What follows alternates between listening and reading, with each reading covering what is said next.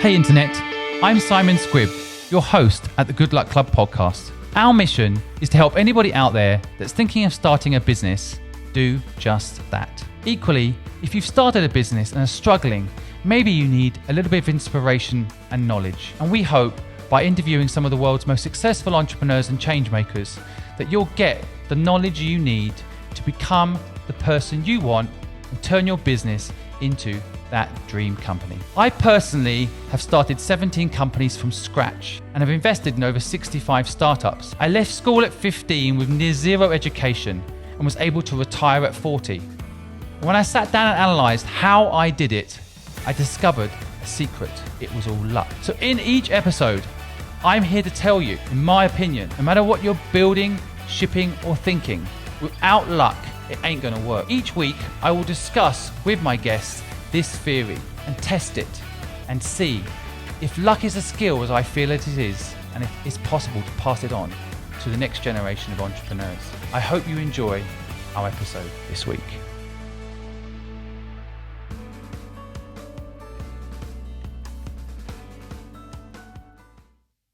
My guest today is Adele Parks.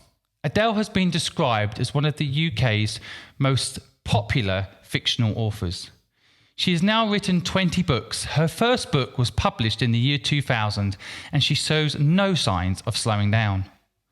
She's sold over 3.5 million books worldwide, and she'll tell us some stories about some of the feedback she's had, how she managed to do it, and what motivated her to become an entrepreneur writer. Adele, thank you for joining us. Total pleasure, glad to be here. Well, I always like to start the podcast by asking my guests this very simple question. What does success mean to you? Okay. Intellectual stimulation, feeling part of the world and being heard, I think are all really important things to being successful. For me, considering myself successful. And yes, I'd be lying if I didn't say money. Not huge obscene amounts of money, but money enough to give you choices and protection. Choices and protection. That's very interesting. I like the point about being heard. That as a writer, that's very interesting.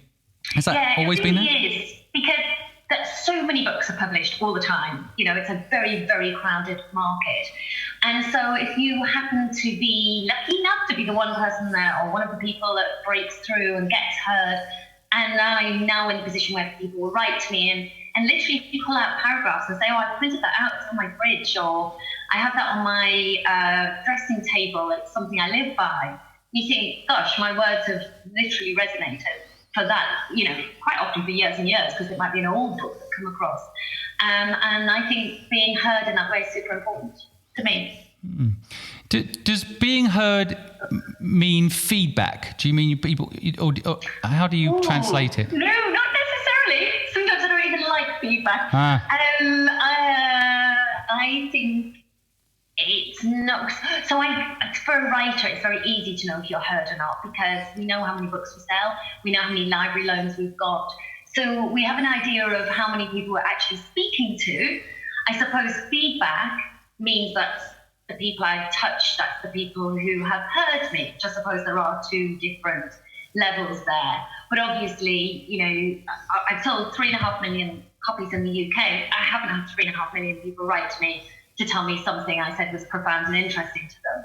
So you can't assume that everybody who's going to read will write back and give you feedback. But I know that my voice is out there, my ideas are out there. I have a legacy, I suppose.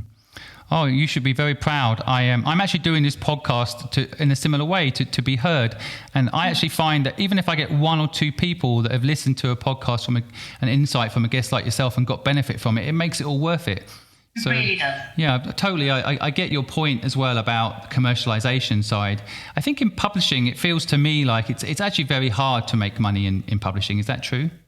I think that is true. I mean, well, this is from memory, so it might not be exactly correct, but I think the average writer's salary is something like £16,000 per year. So the vast majority of writers are not writers alone. They're quite often teachers or anything. It could be, nurses, doctors, it could be anything. So to make a full-time living out of writing was already unusual. I think it's only a small percentage of us. And actually, besides what the authors make, there's not much slack for the booksellers, so the retailers, the independents. There's not much slack for the publishers. So there used to be this thing called the netbook agreement, which meant, it was up to about 20 years ago, books could only be sold for the price that it said on the back of the book. They weren't discounted. And I remember at university thinking books were really expensive because I either got them secondhand or I paid full price if I bought them in a shop. Where now I think we all expect books to be discounted all the time. In fact, we actually expect nearly everything to be discounted all the time. But books are something people resent paying full price for. And I've been at events where I've sort of, slogged my guts out, talked for hours, given workshops, whatever it might be, and afterwards it says to me, oh, that's a lovely pet, but I'm going to buy it on whatever channel. You can fill in the gaps, because it'll be cheaper than if I buy it here. And so they don't buy off the independent bookseller that you may be with, because it will be a full price product there. So, your market variables in publishing and as a writer are just as important as they are if you're selling lots of other products. It's not all about the art, oddly. It is very much about commercialism too. There's an interesting thing there about proving the value of the book before someone's bought it, and then, once they've got it, I'm sure they never, if you ask them what do they remember about the book, they'll never say the price. No, exactly. No one ever says how much. You're so right. That's a bit like a wedding day. You know how people on wedding days, you're obsessed with budgets beforehand. Yeah. And then afterwards, you've always got another budget. Yeah. And afterwards, you sort of spend way more. That's true. And no one cares. That's actually very true. I can't remember what I spent on my wedding. I just remember thinking it was a lot. But that's true. Yeah. That's very true. Great, and that was fine. Do you see yourself as an entrepreneur? How do you view your trade? I do in many extent. I do to a large extent, because nobody in my family was a writer or had any involvement in the publishing world. So me breaking into writing and publishing was quite entrepreneurial for my environment. So I'm from the northeast of England. My dad worked for ICI, which at the time everybody's dad worked for ICI. My mum had jobs that kind of fitted around the kids, including, packing tea bags at Tetley's. We were not a writery, artsy family. I had no reason to believe I could crack into this very exclusive club, or that's how I viewed it. So I think my own determination and my own self-belief is something I have in common with other entrepreneurs. As my career has progressed, I've been writing for 20 years, I've written 20 novels, but I've also written endless articles and short stories, a couple of radio plays. So I have treated my art as a business. I quite often look at opportunities. I've even still written the occasional advert, not the way I used to when I worked in advertising, but more as a kind of a linear storyline. And I look at different projects and think how they will work for my brand and for my business. So all of that is very entrepreneurial, I think. The buck stops with me is the other thing. I create this book. So, and if it's successful, a lot of people help me in that being successful in that process. Obviously, my publishers and the marketeers and the distributors and librarians, and there are hundreds of people involved. But in the end, if I don't write a decent book, if there isn't a strong product to start with, it hasn't got a hope in hell anyhow. So I think that's the same. I think the difference between me and a normal entrepreneur, I guess, is I didn't financially invest in becoming a writer. I kept my day job all the way along until I had a really quite decent advance, which allowed me, in fact, it was 3 times my annual salary, so I was able to give up the day job. So my risk was all emotional risk, where I think most entrepreneurs, they have financial risk and emotional risk, actually. But mine was all emotional risk. I think the other thing is my concept of every time I write a book, obviously the concept has to be new and I have to come up with something fresh and exciting, the way entrepreneurs often do. But being being a novelist is not a new concept. There is a path out there. There are structures like publishing houses to help you become a novelist. So I think I've got some things in common and some things are not. Also, entrepreneur always strikes me as very new, and I now feel quite long in the tooth, 20 years into it. So I think that I would strongly call myself a business person. I always see myself as that. Possibly even before I see myself as an artist. They're hand in hand. Well, that's it. I often have this debate with friends that the artists are entrepreneurs. I think they are too. I definitely think you're an entrepreneur. That's why I have you on this show. I totally think you're a different type of profile, perhaps to, let's call it the Mark Zuckerberg entrepreneur, who's the tech style entrepreneur. I actually believe there's 8 different types of entrepreneurs. I've done a whole thing on this, but you're definitely one of them. I think it's interesting when you break down the emotional risk versus having a day job. And I guess your skill set allows you to do both. And I bet doing both actually at some point helps you stay sane.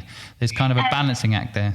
Well, yes, it would have done, except I didn't do both. I only did both so I wrote Playing Away while I had a day job. And then I pitched it to my agent, an agent, wasn't my agent at that time. And when he took it on and when he sold it, I kept the day job until I was actually launched. And once I was launched, I realised that becoming a writer, if I really wanted to do it properly, that would become my day job. Wow. And so I gave up the old day job, which, you know what, I still hanker after a little bit. I hanker after the water cooler moments, as I describe them. That thing of just asking, did you watch Game of Thrones on the TV last night? What do you think? I don't have that. And lots of entrepreneurs who are startups and they work on their own, I think that's possibly what hits a lot of us, how lonely it can be. I totally agree. I think that's our biggest challenge, actually. Yep. And so maybe retrospectively, I would have kept the day job for longer. But my day job at that point, I worked for Accenture, huge management consultancy, as I'm sure all you listeners know. And the issue was it was a huge job. I looked after the advertising for the consultancy in Europe, Middle East, Africa, and India. I was always on an aeroplane. It wouldn't have been fair to my boss, my team, or myself to try and have both things running for any length of time. So Playing Away, you launched in 2000, and basically that did well enough that you felt you could quit your day job. That's how you felt. That's how it played out, right? And then, actually, if I'm honest, I quit my job the week about a month before it was launched. Okay, so you just had. You was going to do well. Right, you had belief in yourself. I find it interesting. I mean, did Game Over, the second book that came out in 2001, did that have an effect on your writing because of that change of lifestyle? Well, I wrote that one in 3 months because I was so used to being a management consultant for 14 hours a day that I just bashed this book out. And everyone talks about the second book syndrome or the second album syndrome or whatever. And because Playing Away had been a huge success, by that point it sold in America and Germany, and I had big contracts everywhere. And so financially I knew I was safe. And also I was at an age where I thought I'd start a family. And that's what happened. I wrote the book and I took 3 months. I handed it in, expecting edits and all that sort of thing. And my editor just said, yeah, no, it's fine. We'll have it as is. And I remember thinking, well, what will I do now? Oh, I'll have a baby. Which, looking back again, perhaps not. I should have given it a little bit more thought and the planning and the whole process. You don't when you're that young. And I just got pregnant and I had my son. Right.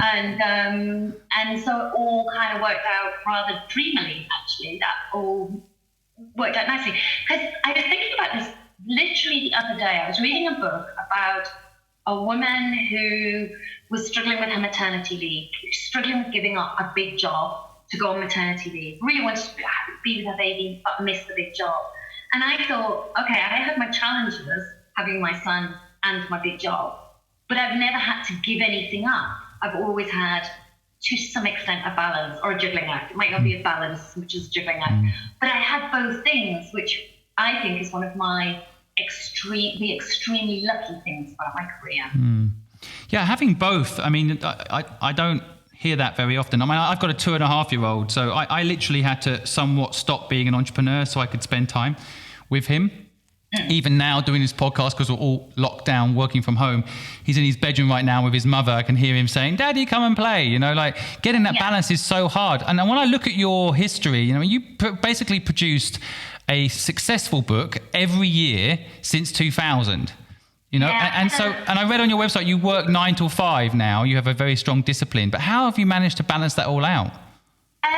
I've always had the strong discipline, but the timings have been different. So when my son was born, that was just about, by then I had written the first 2. So Playing Away was written and launched. Game Over was written, but it launched. So Conrad was born in the November, and then the second book was launched in February. About that, I might have that wrong. And at the same time, I was writing book 3. So I had a launch, a tiny baby, and I'm glad you're a dad, because I'm going to go into some detail here that everyone might not love. But I remember being on launch and having sore boobs and being in Waterstones in Piccadilly, squeezing milk down the loo.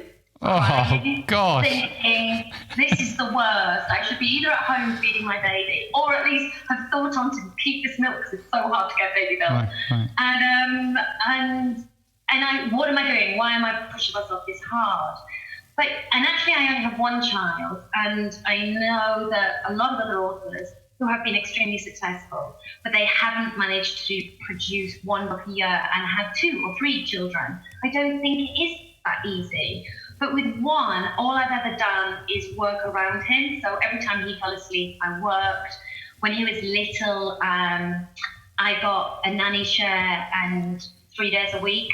And the nanny came to our house, and I moved out and wrote in libraries and in cafes and that sort of thing. I write a lot when he's asleep. When he was at school age, I would write while he was at school, but not when he was at home. There was a part of this as well where I was a single mum, because me and my son's dad split up when he was only 10 months. So I look back and I think, oh my God, so I had something obviously gave, you see. I look back now with many years hindsight and think, oh, okay, maybe I could keep the job and the baby, but not the husband, because you just can't maybe put everything in, manage everything. And then I met someone else and I remarried, and he's an amazing father and has been super supportive. And he works from home, which is another huge help in balancing our lives, because right now, if the doorbell goes in my house, I won't answer it, and he will, and that will be fine. Or when Conrad was younger, if the baby needed some attention, Jim would deal with it rather than me. But I have had times, I remember an article, I was being interviewed by, I think it was The Guardian, and I really wanted to impress. And I thought, gosh, if they could really see me now, because I had a baby in a high chair with a lolly in his mouth. Like, I literally was just holding this lolly in my mouth to keep him quiet. And it was all I could do, because I needed to do the interview and I needed to look after my son, and I was on my own. So I did it. I think it's amazing that, I've been a full-time parent with my wife since our son was born 2.5 years ago. We both now, of course, work from home, but I've still found it incredibly hard. Frankly, instead of when my son sleeps, I work. When my son sleeps, I need to sleep, because he's up till midnight and wakes up at 5. I don't know how he does it, and he's like an Energizer bunny, which for anyone in America might not know. Yeah, but I suppose the other thing is, because I was single by the time I was 10 months. Really, honestly, I needed to pay bills. Right. So, I stayed up because there was a mortgage to pay. I wanted to buy my first husband, out of the house so that our son could stay in the same house. I had to prove my worth to my publishers, because the thing with being writer's contracts are normally 1 or 2 book deals. I've always had two or more. I've been very lucky. But in those days, I had 2 book deals. So I knew as soon as I handed in Game Over, I was actually out of contract. So I needed to make a 3rd book and press enough and to give me another contract for me to get a mortgage to just keep going. Right. So I guess I just didn't have much choice. And I think we all do that as entrepreneurs. We've all had that moment where we go, well, actually, my choice is there's no choice. And, you find a way around it. Actually, and going back to your point about discipline, sure. That came from my old jobs. I learned discipline at Accenture 100 times over, deadlines and long hours and all that sort of stuff. And But it must go further back than that. What did your parents do? My parents are definitely both very worky people. Like, as I say, my dad worked for ICI and my mum had jobs around the kids, but they work hard. They rarely sit around. Even now, like even in lockdown, they're like, "Oh, I've cut the grass today." And I'm like, "Oh, well, I haven't got any grass left because it's often, I've scrubbed this cupboard or something." Like, "Oh, good," They're very busy people. We were given a huge sense of work ethic. There wasn't a lot of money slushing around, so we were definitely taught to stand on our own 2 feet. I always tease my dad about this story, but it is actually true, so I'll share it. It's a funny one. The day before my finals started, I was the first person in my family to go to university, so it was a huge deal and I was super supportive. But the day before my finals started, my dad rang me. And, in those days you had to kind of go and use a communal phone and all these things.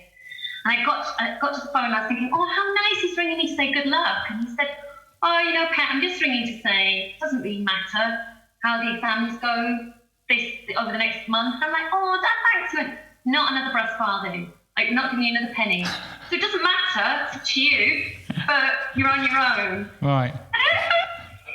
It's not helpful the day before the exams, but quite interesting actually, because it showed me and has taught me all my life there's no slack. There is, and that's fine. And to be fair, I think if I had ever been destitute, they would have helped me out, but, I think it's a really interesting point, though, and I want the listeners out there to pick up on this, which I can also resonate with, which is sometimes if you've got too many options, you've got too many choices, then you don't follow through on the painful things, because we're humans, right? So we default sometimes to the easiest route. Mm-hmm. And I think what your story is highlighting is that, you had to push through. And a lot of people out there want to be writers, but they don't necessarily have the same motivator, maybe, that you had. And so, they think they can blame it on not having the right publisher or not having enough skill. But often it is about grit, isn't it? It is, and actually, you'd be hard pushed to find a writer that blames it on themselves and says, "I wasn't good enough." I don't know enough writers. You might be right. Or the publisher.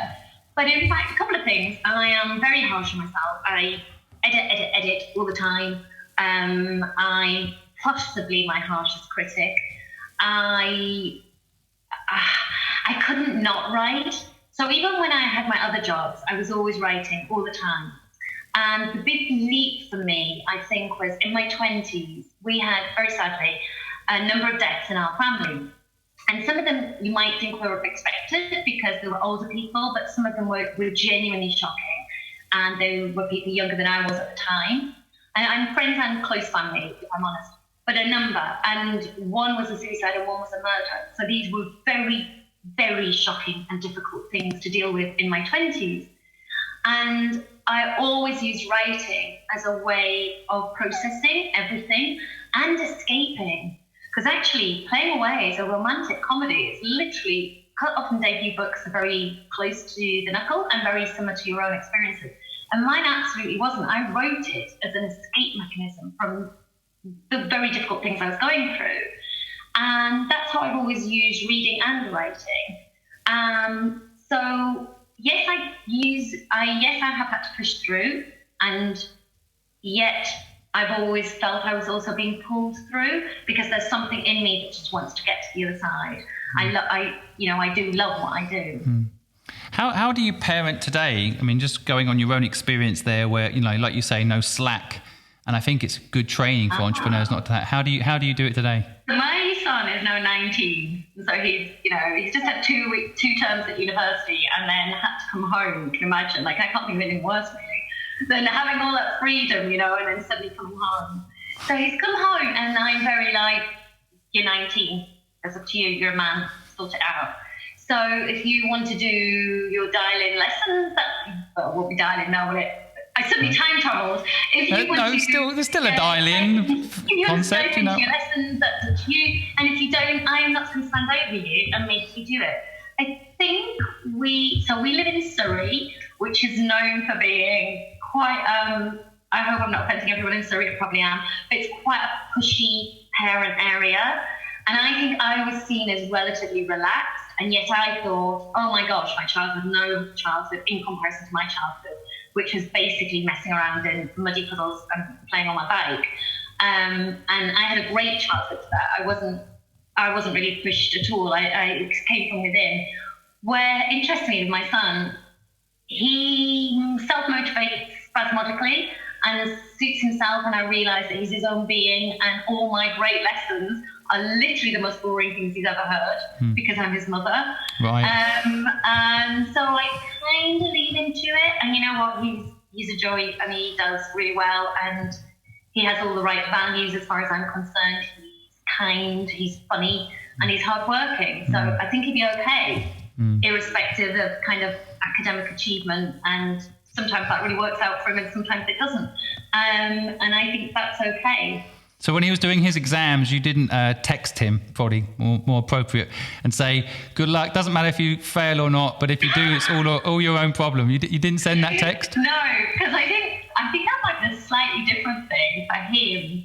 He has grown up with my now wealth. You know, I mean, I'm not like dripping in it, but we're comfortable. And I think that is slightly different to mine and my husband's experiences. I mean, I think I was kind of middling, and my husband was like church mouse poor. And so we both kind of are very much self-starters because that was important. I think in the back of my son's mind, he's thinking, look, I'm an only child and you are on this. I'm never going to fail. And I keep saying to him, I'm going to live a really long time, and care homes are expensive. Right. You need to get out on your own, you know. But there's a lot of humour, I think, to parenting. There has to be. Right. And they become that, you'll know already, your son is his own person. No matter what you thought he was going to be, no matter what you and your wife are, he is his own unique person. And that's the joy of actually bringing a human into the world to watch that unfold. Yeah. So I couldn't agree more. I'm very excited about your new book coming out. Of course, I love the title because I've got a podcast called Luck, having luck in it, but Just My Luck. Very exciting. Comes out on the 14th of May, right? Yes. So tell us a little bit about this and the inspiration behind it. Okay, so the plot is really simple kind of plot to get your head around, really. 3 couples, known each other since their firstborns were tiny babies, and they all met at a postnatal baby group, which I'm sure you joined, and I'm sure you made good friends with people. And it's quite a different bond when you're young and vulnerable and you're learning this whole new world of being a parent. You quite often very strongly bond with the other people that you meet at that time. So there's 3 couples, and they've known each other forever, and we meet them when their eldest kids are all 15 years old. And through those 15 years, they've done plenty of things together. They go on holidays together, and they have suppers together, and they do bonfire night and bonfire night and New Year's Eve and all those things together. The one kind of interesting, quirky thing is every week they buy lottery tickets, and this comes from a throwback when they couldn't get babysitters and they used to stay in and have supper together, and it was some kind of form of entertainment. They buy a lottery ticket, they use the same numbers. Anyway, when we meet them when the kids are 15, 2 of the 3 couples have financially kind of moved on a bit and are a bit better off than one of the couples. And they sort of turn around and say, look, we've outgrown it, and it's a bit naff, and we don't want to do the lottery anymore. And at that point, all hell breaks out. All the kind of little gripes that they have against each other and all the kind of little underlying things that had all been ignoring suddenly flare up, and they have a huge row at one dinner party. And 2 of the couples throw in the towel and say, we don't want to do the syndicate anymore. And the 3rd couple carry on and buy the ticket with the same numbers, and the very next week they win £18 million. Now, legally, that one couple are the only people that have that money. It's their money. But morally, where do you stand? And is this a moment to make friends? And how much are you prepared to make friends? Are you prepared to give $6 million to each couple to be friends? Or do you really think I'm going to rub their noses in it? And of course, from the other side, how far will the other couples go? And it's a domestic noir. It gets quite dark. It's quite twisty.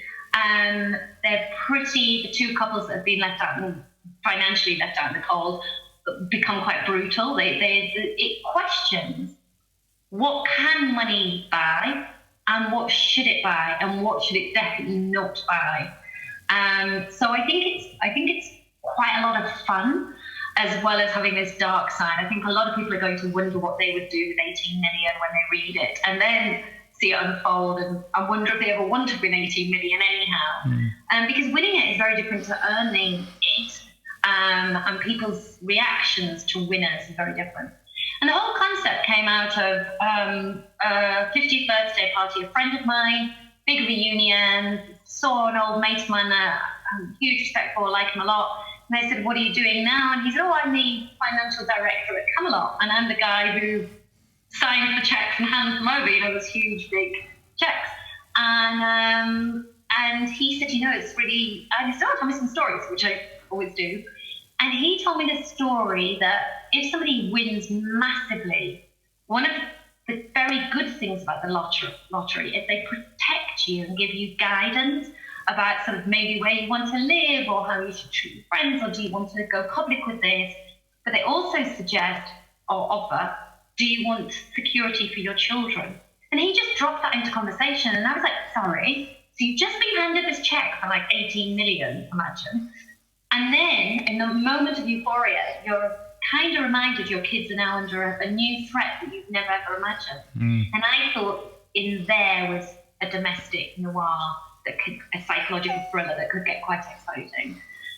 So yeah, that's where it came from. I think it is fascinating. I've been lucky enough to work with a few billionaires in China, and what always struck me was how accessible they were. And there's this fear. I'm thinking of one in particular who would basically just walk the streets with no security. I guess you have to go one way or the other, don't you? If you've got security guards, then people kind of know, hey, it's probably someone I should go after. Yeah, and I guess with something like a lottery, the issues of you take you take publicity or not. Because obviously if you can keep quiet and nobody else knows that this is the case, then you're probably in a much safer place. But in the story that the husband and wife have different views on whether they should take publicity or not. Anyway, it was a really good, fun book to write. I'm not particularly bothered about materialistic stuff. I mean, it's easy for me to sit here and say that, but I'm not. I mean, I do most of my shopping at TK Maxx. I'm proud of it. And but it was really hilarious and good fun going into exquisite shops. And my husband and I would pick up a t-shirt and go, 900 quid, 900 quid. Even if I had 18 million, I wouldn't spend 900 quid on a t-shirt. So it was quite funny, because obviously some people must be out there spending 900 quid on a t-shirt. They couldn't sell them. I think I've done it once. I think I like to experience everything kind of once is my idea, but I know exactly what you mean. I think that's another trait of an entrepreneur in some respects. It's really about the journey, isn't it? The actual physical spending piece can be a burden, to be honest. Yes. It's not. So having written a book, involving luck, and what do you think about luck? How do you view it? Has luck played a role in your life, or bad luck for that matter? Here's a thing that I'm sure you must have heard on this podcast hundreds of times, but it's not original. It's the old, I believe, the harder you work, the luckier you get. It's just as simple as that. You've never lost until you give up. You've never failed until you give up. Especially in writing, no one can tell you it's done until you decide you're done. So I think we differ on this one, because I don't really believe a lot has come to me easily. I think I grafted. In fact, if anything, I'm, again, superstitious nonsense, but I don't know if you know that old rhyme about the day your child is born. And it's like Monday's child is this, Tuesday's child is this, and they're all great, all of them. It's like Monday's child is Thursday. Oh yeah, I know now what you mean. Yeah, all good, except for Wednesday, and it's like Wednesday's child is full of woe. No, it's born on a Wednesday, and every time anything goes wrong, everyone's like, well, Wednesday's time. Now I'm going to check what day I'm born on. I'm sure my listeners will be doing exactly the same. Yeah. Yeah, but also it's the only bad one, and I don't think I've had that many easy breaks. In fact, my agent thinks it's hilarious. He's always saying, God, if you believed in this or that, you're like, there's a number of signs for this not to happen. And I usually refuse to look at the signs that tell me things shouldn't happen. And if I have some bad luck, and I mentioned how I started writing, and I started writing in reaction to terrible luck to our family, really awful life and death situations. So after that, you can only react to things. So that's why I believe you make your own luck, because you can choose how to react to something. A lot of people, I think, would have folded, and they would never have done anything productive or great with those terrible emotions. And I thought I owed the people that I'd lost to live better and to work harder and to live what they couldn't live. So I guess I don't really believe so much in luck. That said, tell you what I think is lucky, being born in the Western world with all the choices we have and everything that's, that piece of fate that decides where you're going to be born is enormous. And I think that must put me in a very privileged position, irrespective of where I was born within the Western world or who I was born to or any of that. I've been born with all my senses, all my limbs, in a free country where women are allowed to be educated. Yay! And a skill for writing, I would add. Sorry? And a skill for writing, I would add. Yeah, and that is a talent. That's really lucky. I don't know how that happens. I mean, it's the only talent I've got. That and I can decorate houses. I'm not musical. I can't sing. I'm a lousy sports person. I have nothing else going for me, trust me. So, I channeled it. But yeah, I think, so I guess I'm a bit mixed up on it, aren't I? But I do. Well, that's why I like talking about it. And I like talking about it with successful people because, you're right. I have heard some of your points before. And I think, the harder you work, the luckier you get, is one of those sayings that I kind of want to get rid of, because what my feeling on it is that a lot of people then misunderstand that they have to work hard to be successful, and actually most of the time being successful is about perseverance, not working hard. It's about being in the right place at the right time, not working hard.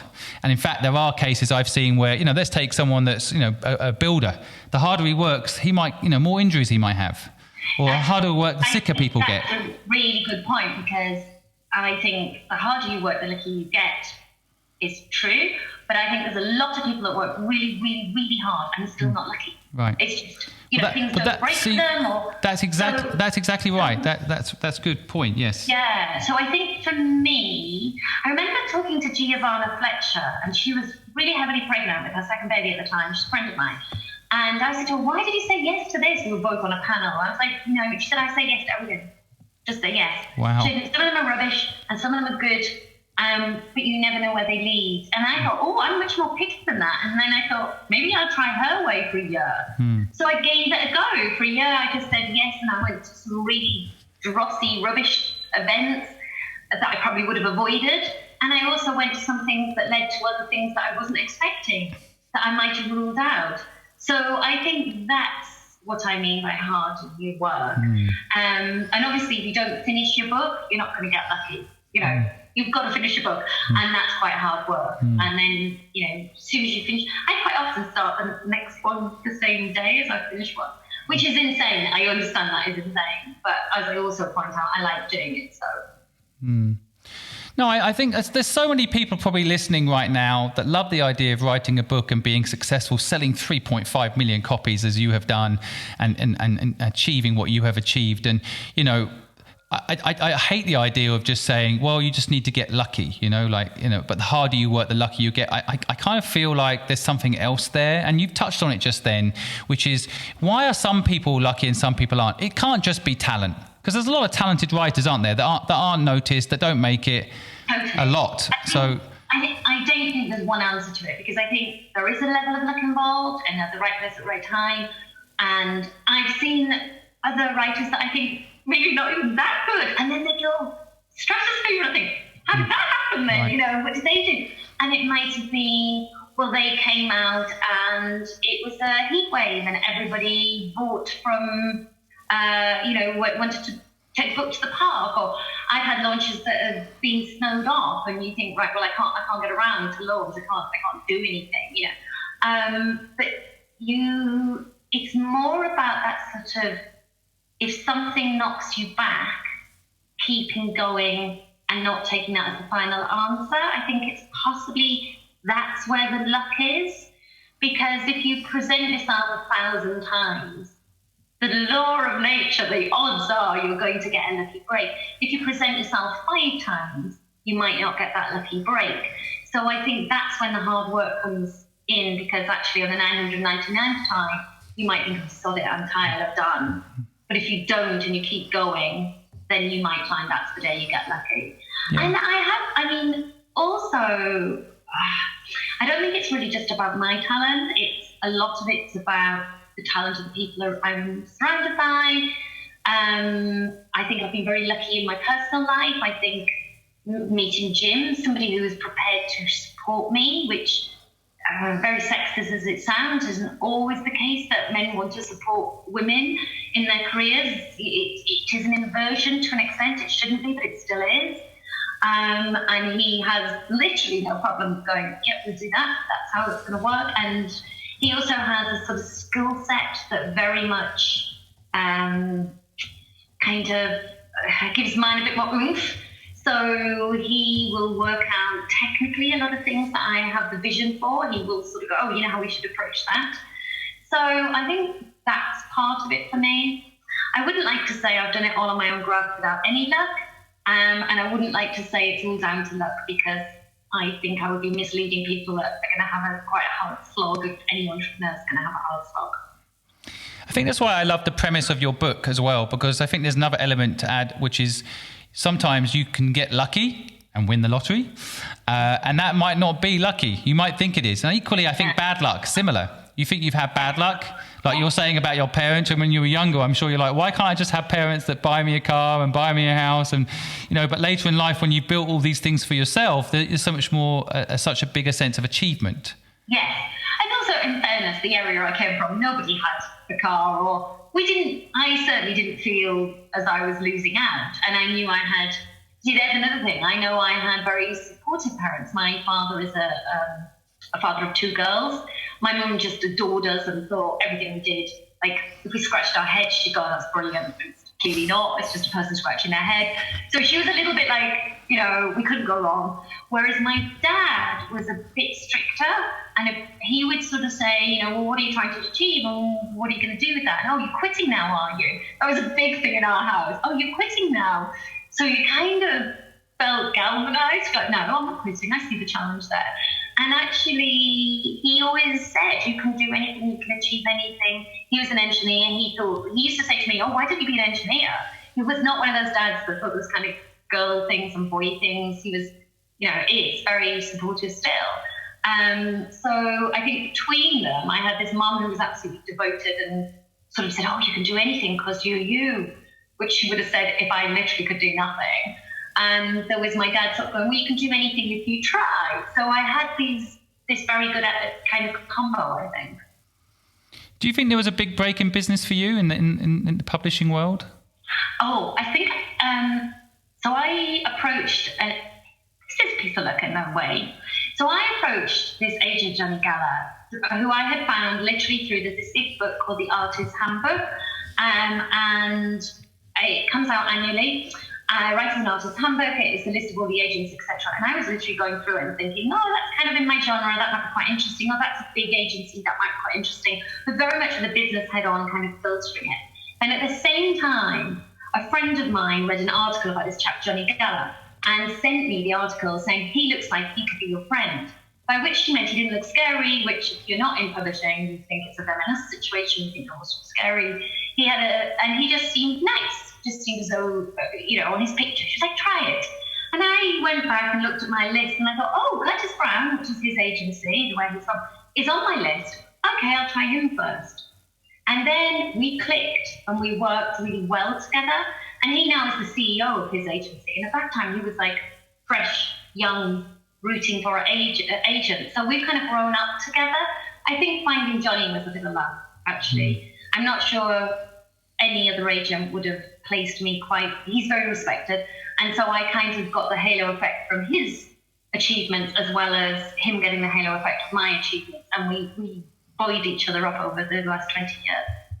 Wow, it's lovely when it works out that way, isn't it? And you find that natural 1 + 1 = 11 is kind of how I see it. Yeah, that's amazing. It's a life partner one side. We also argue quite a lot too. Oh yeah, I'm sure. Well, of course, it's like a relationship. Nothing's ever perfect, isn't it? I always say he's my work husband. Yeah. Yeah. Well, I look at your history and I kind of think to myself, when I look at your last 19 books and the new one, the 20th book, to me, it's also like you've done 20 startups there. Because every time you launch a book, it may or may not work, right? You just don't. And that must be quite scary.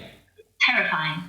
Absolutely terrifying. And there's very little author loyalty for female. And oddly, I think this is a male-female thing. I think men who read fewer books, but they have particular authors they will always go back to, where women read a lot of books, so they might lose track, not out of any malice or any whatever, but they might lose track of an author that thought, oh, that was really good last year. They won't think, oh, can't wait for her to come out again next year.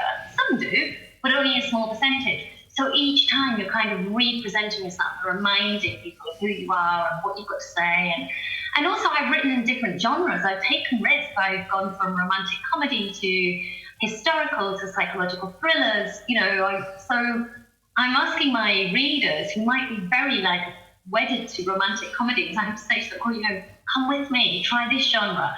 So I'm asking a lot from my consumer, actually. Yeah. It's a bit like selling a car to a consumer and then going, oh, would you like to try a motorbike now? So what makes you take that chance? Why not stick to the same genre? What? Oh, I think I'd get bored. So it's just, well, you're not scared of failure though when you change like that? Yeah, my publishers were probably they were very supportive, but they must have been nervous, and they probably had right to be nervous. It was quite a huge leap for me. But in both cases, each time I've changed, I've had the support of, I've pitched the idea and they've loved the idea and thought, well, she probably can write it. And also I think if a writer is committed to a story, there's no point making them write something else because it won't be very good. Where they write what they love, I certainly write what I love.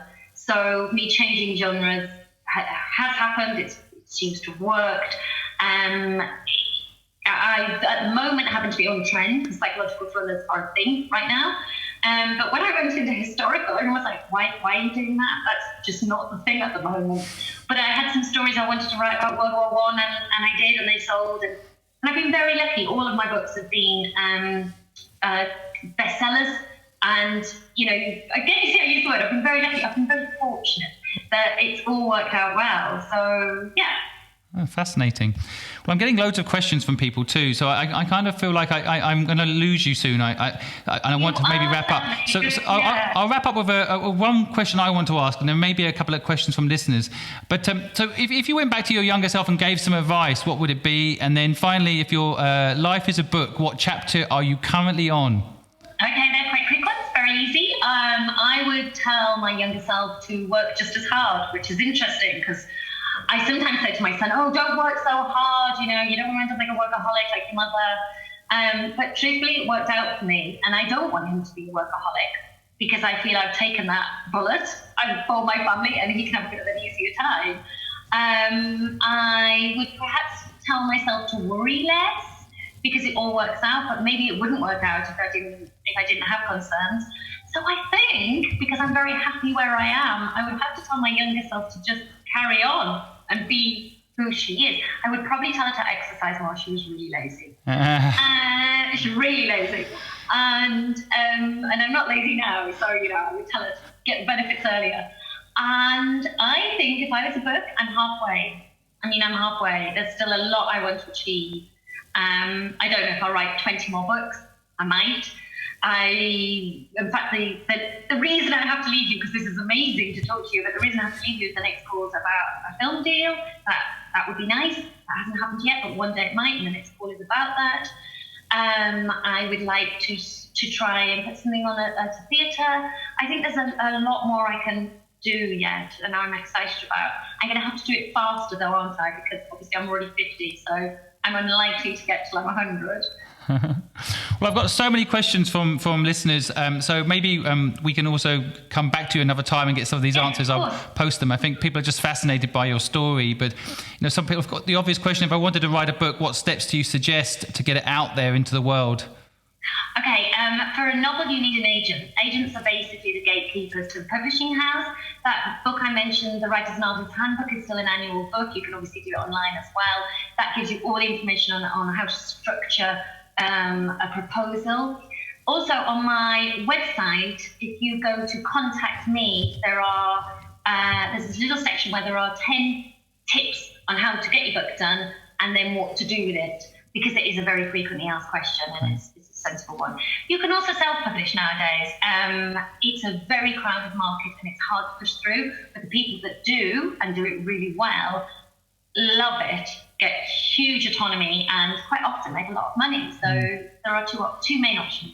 So AdeleParks.com, her website is in the comments section of this podcast. You guys can go there, not only get her free tips, which is kind of her to offer, you can also pre-order her book and share your views on her book. She loves that by the sounds of it.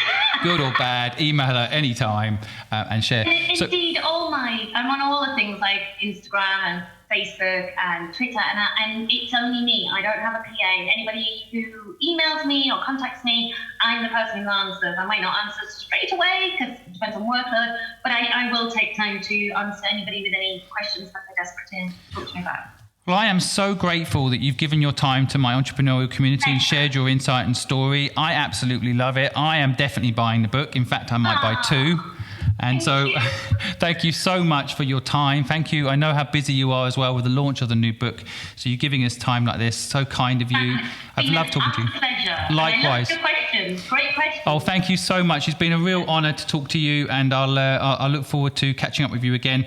I'll throw the questions over to you from the audience. Maybe we'll do another session another time and answer those questions when you've got time again. Totally. We'll book it next week. Wonderful. Look forward to it. Thank you so much and good luck with the launch. See you. Bye. Thank you for listening to the Good Luck Club podcast. We know you have thousands of podcasts you could be listening to, and you've chosen us. We, of course, feel lucky. If you want to hear more, please go to thegoodluckpod.com or go to any of our social media pages and share with us your views, your insights, and any way that we can improve what we're doing to make it a better experience for you. We wish you the best of luck.